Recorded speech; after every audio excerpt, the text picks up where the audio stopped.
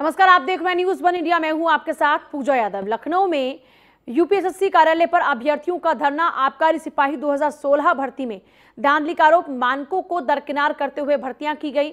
Result आने के बाद से कई बार धरना दे चुके हैं। ठोस आश्वासन न मिलने पर यह धरना दिया जा रहा है। 2016 में आबकारी सिपाही की 405 पदों पर दरअसल भर्तियां निकाली गई थी।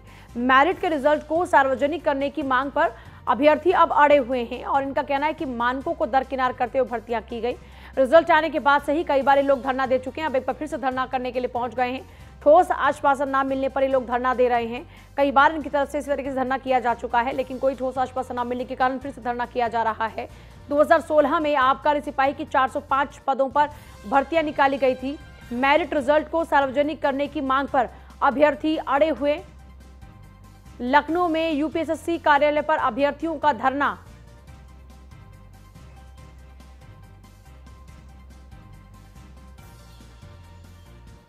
और ये तस्वीरें आप देख रहे हैं। इस तरह तस्वीर देखिए, यहां पर ये जो अभ्यर्थी हैं वो बैठकर धरना कर रहे हैं और नारेबाजियां कर रहे हैं। इनकी जो मांग थी वो ये थी कि आप मेरिट की सूची को सार्वजनिक करें।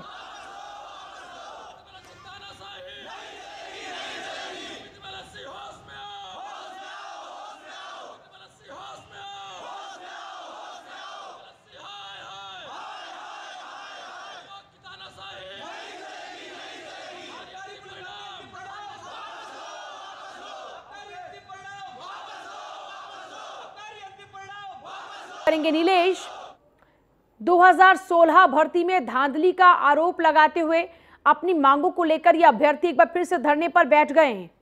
इनसे कोई बातचीत की अभी तक कोशिश, कोई ठोस आश्वासन इन्हें अभी तक?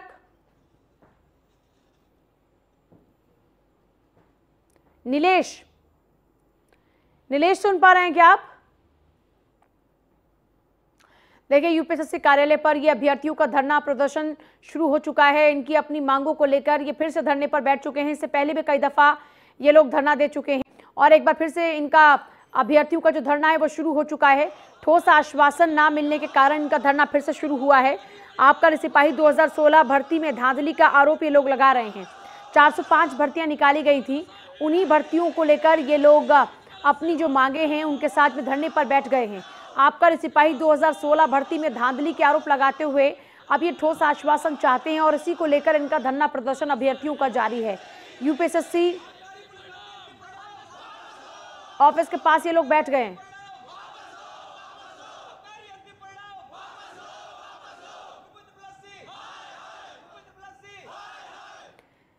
और नीलेश चौहान जुड़ गए मेरे साथ, मेरे सहयोगी। नीलेश, अभ्यर्थी धरने पर बैठे हुए हैं अपनी मांगों को लेकर। अब तक इनसे बातचीत की कोई कोशिश या इन्हें कोई आश्वासन अभी तक? यह धरना अभी जारी है?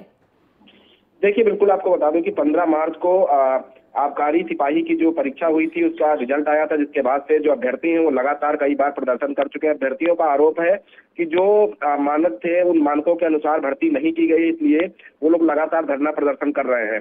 आबकारी सिपाही 2016 में भर्ती निकली थी जिस पर धांधली का आरोप अभ्यर्थियों के द्वारा लगाया गया है। अभ्यर्थियों का कहना है कि मेरिट के रिजल्ट को सार्वजनिक अभी तक नहीं किया गया है। पहले तो मेरिट के रिजल्ट को सार्वजनिक किया जाए, अगर वो सार्वजनिक नहीं होता तो अभ्यर्थी लगातार धरना प्रदर्शन करते रहेंगे।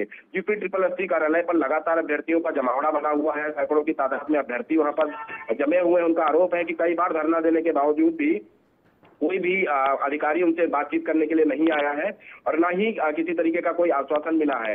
अभ्यर्थियों का कहना है कि जब तक उनके आरोप है उन आरोपों के अनुसार कार्रवाई नहीं की जाती है तो ये जो धरना प्रदर्शन है वो चलता रहेगा। अच्छा, अभी तक इनसे बातचीत की कोई कोशिश नहीं की जा रही है और ये लोग अपनी मांगों पर अड़े हुए हैं? देखिए, बिल्कुल यूपीएसएससी कार्यालय पर अभ्यर्थियों का जमावड़ा लगा हुआ है। आबकारी सिपाही 2016 भर्ती में धांधली का आरोप अभ्यर्थियों की तरफ से लगाया गया है। अभ्यर्थियों का कहना है कि मानकों को दरकिनार करते हुए भर्ती प्रक्रिया को पूरा किया गया है। 15 मार्च को इनका रिजल्ट आया था, जिसके बाद से कई बार ये धरना दे चुके हैं। उसके अलावा अगर बात करें तो 2016 में आबकारी सिपाही की 405 पदों पर भर्ती निकली थी, जिस पर इन लोगों ने अपनी शारीरिक और जो लिखित परीक्षा होती है वो पूरी किया था। उसके बाद इनका कहना है कि मेरिट के जो रिजल्ट था उसको अभी तक सार्वजनिक नहीं किया गया है। कहीं ना कहीं मेरिट में गड़बड़ी का भी आरोप इनकी तरफ से लगाया गया है। तो तमाम आरोप लगाते हुए जो यूपीएसएससी कार्यालय है विभूति खंड में वहां पर ये लोग जमे हुए हैं। इनका कहना है कि जब तक इनकी मांगों को पूरा नहीं किया जाता है तब तक ये लोग वहीं डटे रहेंगे। तो यूपी ट्रिपल एससी का जो कार्यालय के अधिकारी हैं वो इस पूरे मामले को लेकर क्या कुछ कह रहे हैं? धांधली के आरोप लगाए जा रहे हैं, उनकी तरफ से भी तो कोई सफाई दी गई कि नहीं दी गई?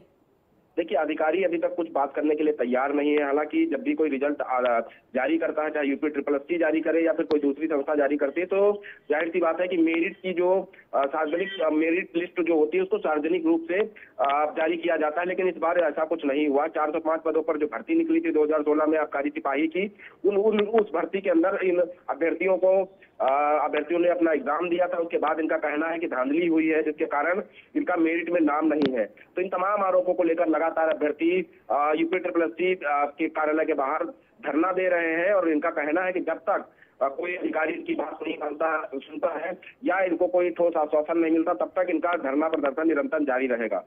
चलिए नीलेश, आपका बहुत शुक्रिया फिलहाल पूरी जानकारी के लिए। जब तक इनकी मांगों को पूरा नहीं किया जाता है तब तक ये लोग धरना प्रदर्शन करते रहेंगे, इनकी तरफ से ये बात कही जा रही है। इस बीच लखनऊ से एक और बड़ी खबर आ रही है। 48 लाख के खाद सब्सिडी घोटाले में लखनऊ में एफआईआर दर्ज हुई है। तत्कालीन कृषि निदेशक समेत 20 को आरोपी बनाया गया है। 1989 से 2000 के बीच खाद सब्सिडी में बंदरबाट हुआ। ईओडब्ल्यू 5 आरोपियों के खिलाफ में दाखिल कर चुकी है चार्जशीट। फर्रुखाबाद में खाद सब्सिडी घोटाले की जांच सीबीआई ने शुरू कर दी है। 1989 से 2020 के बीच में खाद सब्सिडी में जो बंदरबाट हुआ था उसी को लेकर अब चार्जशीट दाखिल हो रही है। ईओडब्ल्यू अभी तक 5 आरोपियों के खिलाफ में चार्जशीट दाखिल कर चुकी है और वहीं फर्रुखाबाद में हुए इस खाद सब्सिडी घोटाले की जांच सीबीआई शुरू कर चुकी है। 48 लाख के खाद सब्सिडी घोटाले में लखनऊ में एफआईआर दर्ज हुई है। मामले में सीबीआई जांच कर रही है। तत्कालीन कृषि निदेशक समेत 20 को इस भ्रष्टाचार के मामले में आरोपी बनाया गया है। 1989 से 2000 के बीच का ये खाद सब्सिडी में बंदरबाट का मामला है जिसमें एफआईआर दर्ज हुई है लखनऊ में और अभी तक ईओडब्ल्यू 5 आरोपियों के खिलाफ में चार्जशीट दाखिल भी कर चुकी है। वहीं बात अगर की जाए जांच की तो सीबीआई ने फर्रुखाबाद में खाद सब्सिडी घोटाले की जांच भी शुरू कर दी है। 48 लाख के खाद सब्सिडी घोटाले में लखनऊ में एफआईआर दर्ज हुई है और उत्तर प्रदेश में एमएलसी नामांकन की आज आखिरी तारीख है। होली की छुट्टी के चलते जो नामांकन की तारीख थी उसको बढ़ाया गया था। अब तक महज एक निर्दलीय उम्मीदवार ने नामांकन दाखिल किया है। कलेक्ट्रेट परिसर में सुरक्षा व्यवस्था के चाक-चौबंद इंतजाम किए गए हैं। होली की छुट्टी के चलते दरअसल अब जो नामांकन की तारीख है उसको बढ़ाया गया था, लेकिन अभी भी देखिए बात अगर की जाए उम्मीदवारों की तो उम्मीदवारों के नामों का ऐलान अब दोनों ही पॉलिटिकल पार्टीज कर चुकी है, सपा भी और बीजेपी भी। बीजेपी ने भी, हमारे सहयोगी बता रहे थे कि इसके 36 के 36 नामों की घोषणा कर दी है। तो ऐसे में अब जो एमएलसी नामांकन की प्रक्रिया में जिनको भाग लेना है, अब हो सकता है कि शाम तक नामांकन की प्रक्रिया पूरी हो जाए और दोनों ही पॉलिटिकल पार्टीज के जो उम्मीदवार हैं वो अपने नामांकन दाखिल कर दें। उत्तर प्रदेश विधानसभा का चुनाव निपटते ही एमएलसी चुनाव को लेकर जो तैयारियां हैं वो अब जोरों पर हैं और दोनों ही पॉलिटिकल पार्टीज जबरदस्त तरीके से मुकाबले में भाग लेना चाहती हैं। एक तरफ बीजेपी है तो सामने दूसरी तरफ समाजवादी पार्टी है, दोनों ही आपस में भिड़ी है। लेकिन अब पिछली बार अगर बात करते हैं तो 36 में से 31 सीटों पर सपा ने कब्जा किया था और इस बार 36 की 36 पर बीजेपी कब्जा करने के लिए पूरी तैयारी करे बैठी है। और अमरोहा से बसपा सांसद कुंवर दानिश अली ने द कश्मीर फाइल्स पर बैन लगाने की मांग की है। दानिश अली साहब कह रहे हैं कि ये बीजेपी का एक एजेंडा चल रहा है। देश के सर्वोच्च पदों पर बैठे लोग इस फिल्म का कैंपेन कर रहे हैं। ये देश के भविष्य के लिए अच्छा नहीं है, जबकि फिल्म अधूरे तथ्यों पर बनी है। इस तरह की फिल्में नफरत फैलाने के सिवा कुछ करती नहीं। जो कश्मीरी पंडितों के साथ हुआ वो नाकाबिले बर्दाश्त है, उन्हें वहां दोबारा बसाया जाना चाहिए। उस दौरान पंडितों के अलावा हजारों लोग और भी ऐसे मारे गए जो कश्मीरी पंडितों को बचा रहे थे। उन्हें भी आतंकवादियों ने भून दिया था। वो आतंकवाद पड़ोसी मुल्क से आए थे। यहाँ पर बीजेपी समर्थित सरकार के जगनमोहन गवर्नर थे, आपके पास ही सरकार थी और आपके रहते वहां से कश्मीरी पंडितों को हटाना पड़ा। उन्होंने कहा कि अब जिस 32 साल की नाइंसाफी की बात हो रही है उसमें से 14 साल तो बीजेपी की सरकार ही रही है।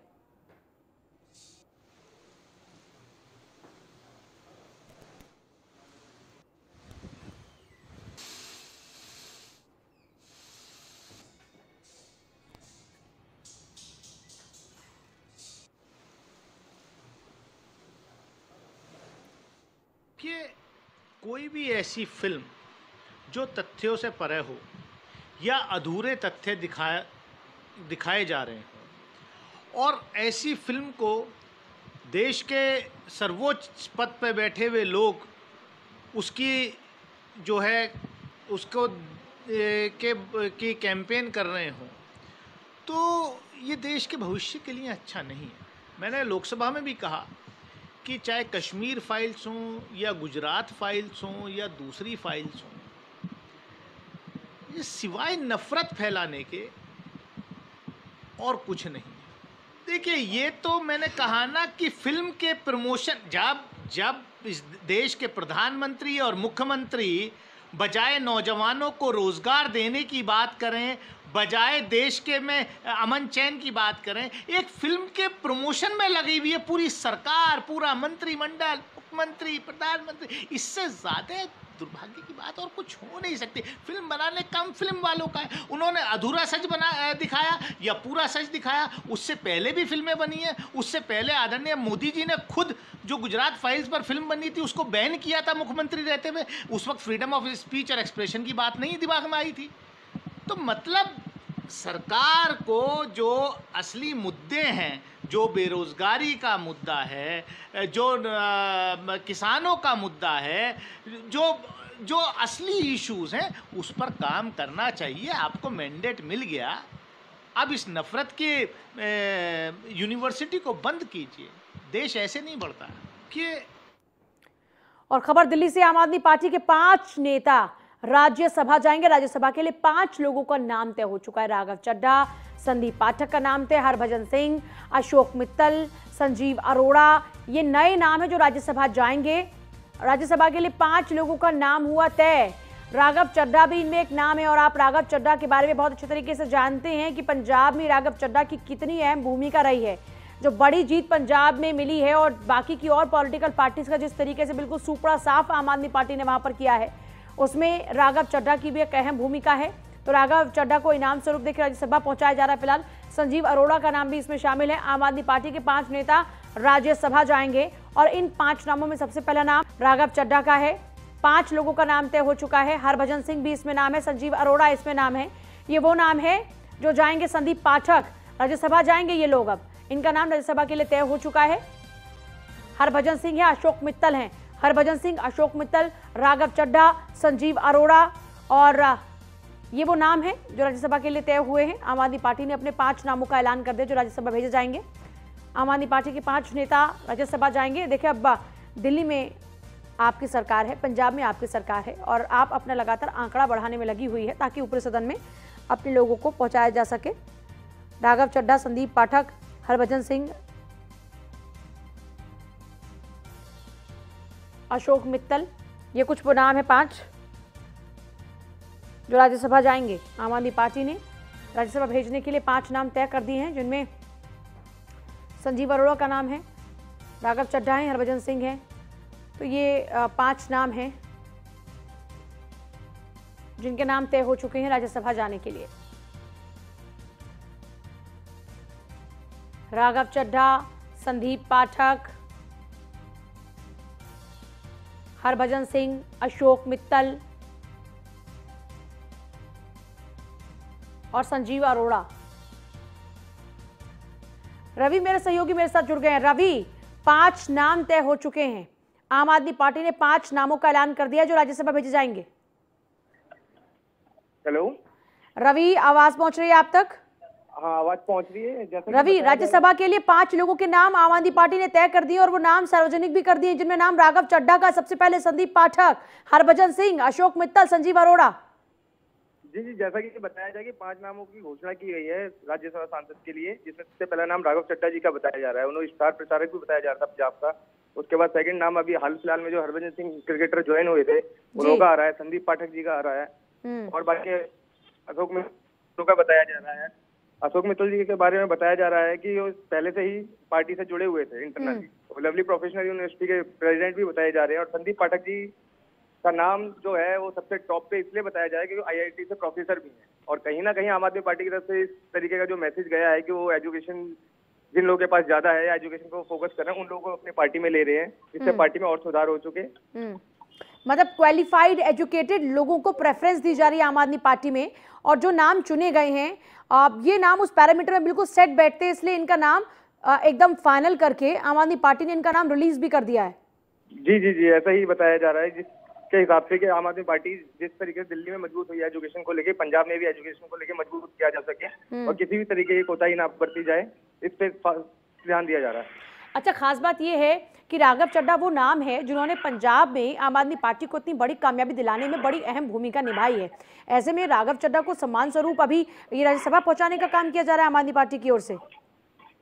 जी जी, जैसा कि बताया जा रहा है कि राघव चड्ढा जी पे जितनी इन्होंने पार्टी ने उम्मीद की थी उससे ज्यादा वो निकल के सामने आए हैं। उन्होंने पूरे आम आदमी पार्टी का पंजाब इलेक्शन संभाला और एक ज्यादा तादाद में सीटें भी दिलवाई, लोगों का एक भरोसा भी हुआ आम आदमी पार्टी पे। उसी को देखते हुए आगे की रणनीति भी और सबसे बड़ी बात है कि ऊपरी सदन में युवा चेहरों को पहुंचाने की कोशिश करते नजर आ रहे हैं अरविंद केजरीवाल। जी जी जी, युवा चेहराओं को सबसे ज्यादा फोकस किया जा रहा है और इनको आगे की रणनीति भी बताई जा रही है, क्योंकि जैसा कि बताया जा रहा है हरियाणा के बाद इन्हों का फोकस है पंजाब का हरियाणा पे, हिमाचल में, उसको देखते हुए नई जहां पर एजुकेटेड लोग हैं, जहां पर युवा यूथ पावर है, उन राज्यों पर फोकस करने के लिए पहले अपनी युवा ब्रिगेड तैयार की जा रही है और उस ओर ये एक और कदम बढ़ाया जा रहा है। रवि, बहुत शुक्रिया आपका फिलहाल पूरी जानकारी के लिए। और वहीं आज अपने संसदीय क्षेत्र आजमगढ़ के दौरे पर अखिलेश, चुनाव नतीजों के बाद अखिलेश का ये पहला आजमगढ़ दौरा रहेगा। आजमगढ़ पहुंचकर सबसे पहले दुर्गा यादव के घर पहुंचेंगे, अतरौलिया विधायक संग्राम यादव के घर भी जाएंगे अखिलेश, मुबारकपुर से सपा विधायक से भी मिलेंगे अखिलेश। और होली के मौके पर सैफई में जुटा था पूरा यादव कुनबा। विधायक सांसद में एक पद छोड़ने की मझधार में अखिलेश, कार्यकर्ताओं से बातचीत करने के बाद फैसला लेंगे अखिलेश।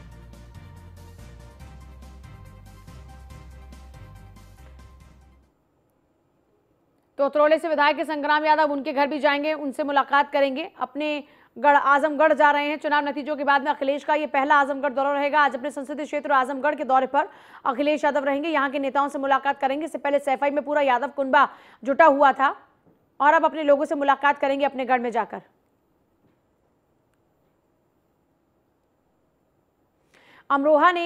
अमरोहा के अंदर देखिए बेखौफ दबंगों की दबंगई सामने आई है। गजरौला थाना इलाके में दर्जन भर दबंगों ने बाइक सवार युवक को पेट्रोल पंप पर बेरहमी से पीटा। चौकी से चंद कदमों की दूरी पर ही दबंगों ने मारपीट की पूरी वारदात को अंजाम दिया। बताया जा रहा है कि पेट्रोल डलवाने को लेकर विवाद हुआ था, जिसके बाद दबंगों ने युवक को बेरहमी से मारपीट की उसके साथ में, और उसकी शिकायत के बाद पुलिस ने मामला दर्ज कर जांच शुरू कर दी है।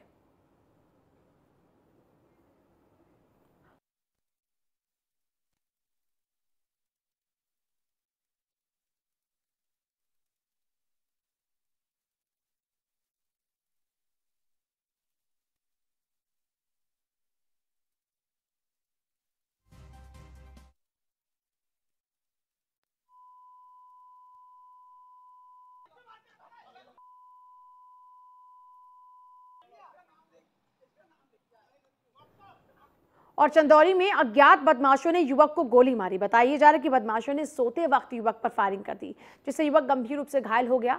मामले की जानकारी मिलने पर पुलिस ने जांच शुरू कर दी है। कंदवा थाना क्षेत्र के अरंगी गांव का ये पूरा मामला है।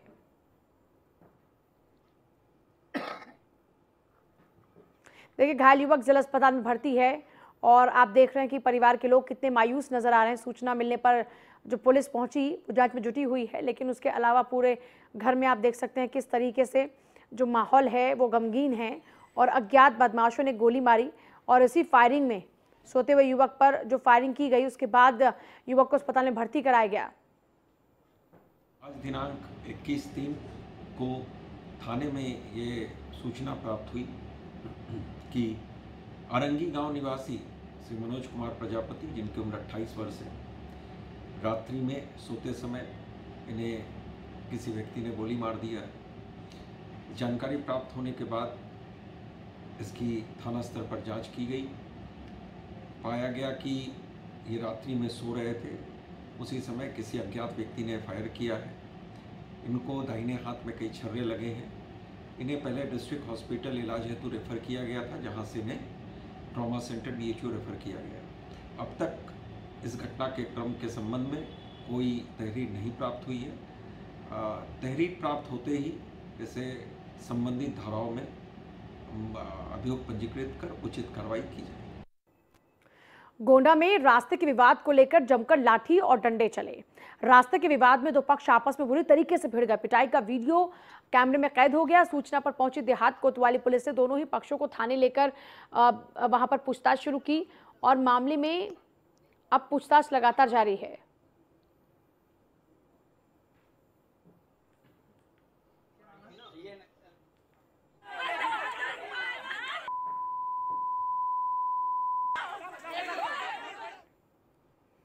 राजधानी लखनऊ में सड़क पर बने गड्ढों ने 3 मेडिकल छात्रों की जान ले ली। मलिहाबाद इलाके में सड़क पर गहरे गड्ढों से कार सवार युवकों को बैठने के बाद यहां संतुलन बिगड़ने से आप देखिए कितने मुश्किलों का सामना करना पड़ा है। दूसरी तरफ से आ रही डीसीएम से कार टकरा गई और इस हादसे में कार सवार 3 छात्रों की मौत हो गई। एक गंभीर रूप से जख्मी है इस पूरे मामले में, जिसमें इलाज कर अस्पताल में भर्ती कराया गया है। बताया जा रहा है कि सभी इंटीग्रल यूनिवर्सिटी में एमबीबीएस की पढ़ाई कर रहे थे, लेकिन इस हादसे में सभी की जान चली गई। आगे बढ़ेंगे और बात करेंगे आगरा से आ रही खबर की। चंबल नहर में डूबने से 3 युवकों की मौत हो गई। पोस्टमार्टम के बाद शव गांव पहुंचने पर परिजनों में कोहराम मच गया। इतना ही नहीं, शोक के कारण गांव में किसी के घर चूल्हा तक नहीं जला। मामला थाना बासौनी क्षेत्र के गांव बघरैना का है।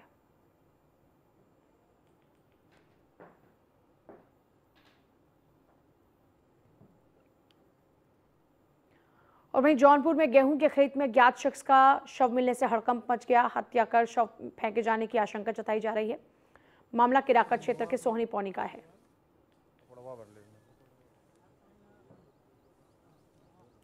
रायबरेली के गुरबख्शगंज थाना इलाके में लापता शख्स का तालाब में शव मिला। इलाके में जिसके बाद हड़कंप मच गया। सूचना के बाद मौके पर पहुंची पुलिस ने शव तालाब से बाहर निकाला और मामला दर्ज कर फिलहाल पुलिस आगे की कार्रवाई में जुट गई है।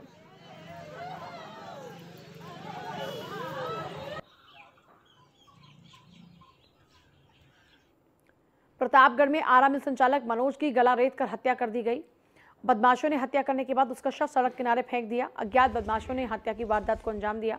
वहीं सीओ सदर समेत भारी पुलिस बल मौके पर मौजूद है। 15 दिनों के अंदर अलग अलग क्षेत्रों में 6 हत्याओं से प्रतापगढ़ में दहशत का माहौल है।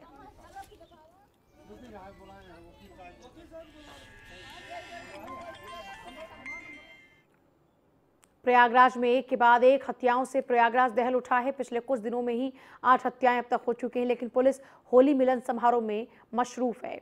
अपराधियों की गिरफ्तार तक पुलिस पहुंचने में नाकाम है। प्रयागराज के एसएसपी अजय कुमार हैं, जिनकी अगुवाई में कानून व्यवस्था पूरी तरीके से ध्वस्त है। अजय कुमार सरकार की लॉ एंड ऑर्डर के एजेंडे को पलीता लगाने में जुटे हुए हैं।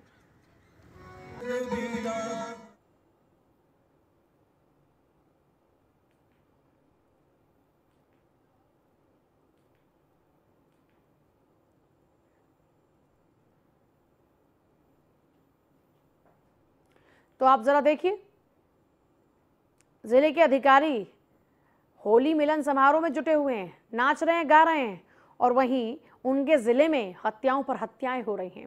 नोएडा के बहलोलपुर गांव में शिव मंदिर के अंदर रखी मूर्ति का खंडन होने पर गांव के लोगों ने हंगामा कर दिया। असामाजिक तत्वों ने मूर्ति को खंडित किया, पहले मूर्ति तोड़ी और फिर मंदिर में मीट रख दिया, जिससे ग्रामीणों में आक्रोश है। मौके पर भारी पुलिस बल की तैनाती की गई है।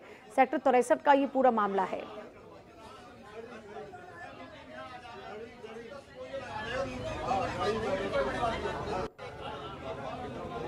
देखिए, अब कुछ अहम सवाल बने हुए हैं। आखिरकार कौन से वो असामाजिक तत्व हैं जो नोएडा का माहौल खराब करना चाहते हैं? आखिर कब तक नोएडा पुलिस का जो शिकंजा है वो ऐसे अपराधियों से दूर रहेगा? न्यूज मीडिया की अपील है कि ऐसी घटना के बावजूद आप जरा संयम बना के ही रखें।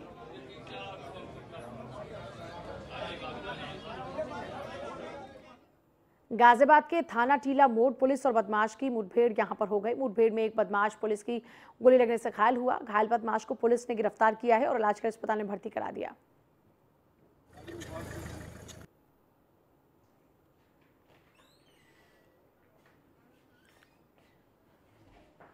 को सूचना मिली थी कि बंथला नहर पुलिया से निकलने वाला है। उसमें हम लोगों ने उसकी घेराबंदी की थी। घेराबंदी के दौरान ही जब वो निकला, जब हम लोगों ने उसको पकड़ने का प्रयास किया हमारी टीमों ने, तो उसने जान मारने की नीयत से हमारी टीम पर फायर किया, जिसपे जवाबी फायरिंग में उस पर जब हमारी टीम ने फायर किया तो उसके पैर में गोली लगी है। घायल को अस्पताल भेज दिया गया है और अग्रिम वैधानिक कार्रवाई की जा रही है। और फिलहाल ले रहे हैं इजाजत। आगे भी खबरों का सिलसिला लगातार जारी है, बने रहिए हमारे साथ। नमस्कार।